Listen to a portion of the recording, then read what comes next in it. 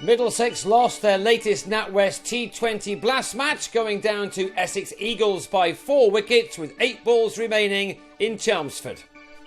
Batting first after winning the toss, Middlesex lost David Milan in the first over for a duck as he nicked off to Reece Topley, a bowler who had a bit of a nightmare last Friday when these two sides met in Richmond.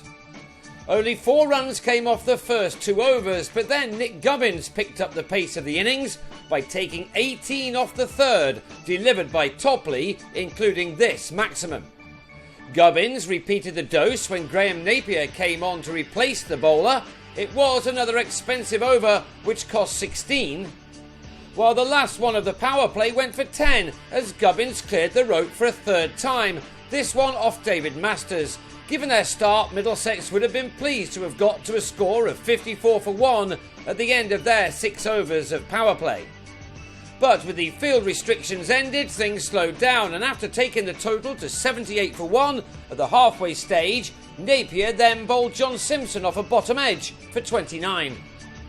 With the pace being taken off the ball by Tom Wesley, it became even tougher to score, and Gubbins' enterprising knock was ended on 46 as he holed out to Napier.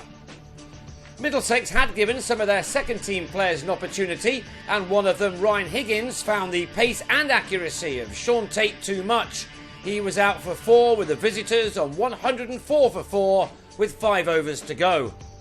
It was difficult to get the ball away at this stage, but George Scott, who impressed in that win over the Eagles last week, cleared the rope off Ravi Bopara, while Owen Morgan struck the same bowler for 4 to take the total up to 129 for 4 with 2 overs to go. Tate was excellent, his 4 overs costing only 19 runs, and he also grabbed the wicket of Morgan for 29, he becoming the latest in a very long list to be brilliantly snared by James Foster. A 4 off the final ball for Neil Dexter took the total to 150 for 5 at the end of the 20 overs, which was probably about 20 short of a par score on this pitch.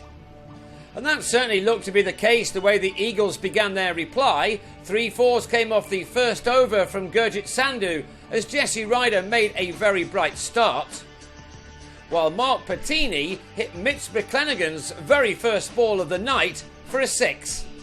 The Kiwis' first over went for 21 runs, with Ryder sending the ball into the nearby flats with a huge shot, which already had Essex well ahead of the required run rate.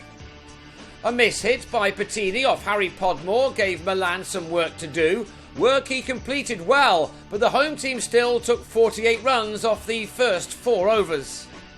Scott then dropped 2 sitters in the deep to let off Ryder twice, the partisan crowd giving the youngster the bird, as the New Zealander then reached a 50 off just 21 deliveries, the joint second fastest by anyone this season. The Ryder show was soon ended, however, and McClenaghan's slower ball being cut to Ollie Rayner, the batsman out for a rapid 59, which left the Eagles just 49 runs to find of the final 10 overs. McClenaghan struck again in his next one as Bopara dragged a pull shot back onto his stumps after making 4. But Wesley was then joined by Ryan Ten-Descarter to ease their side towards the winning line. There was a moment of controversy as Scott appeared to take a good catch, which wasn't given, but that probably wouldn't have made much difference in the end. After such an impressive performance in Richmond last time out, this one was not quite as good. But to their credit, Middlesex kept going right to the end, Ten-Descarter hitting Podmore high into the night sky before being held by Morgan, the Eagles captain out with 14 runs to win of 23 balls. The scores were level when Wesley, who'd made 45 off 39, drilled Milan to Dexter at mid-off, but there were still 2 overs left for Essex to get the job done. They made a bit of a meal of it as Sandhu then bowled Liam Dawson before Napier came in and took his side over the line with 8 balls to spare. There is confirmation of the result, a loss by 4 wickets, Middlesex paying the price for falling short while batting. They have 2 more matches to go, the next the big one in front of a packed house at Lord's against Surrey next Thursday.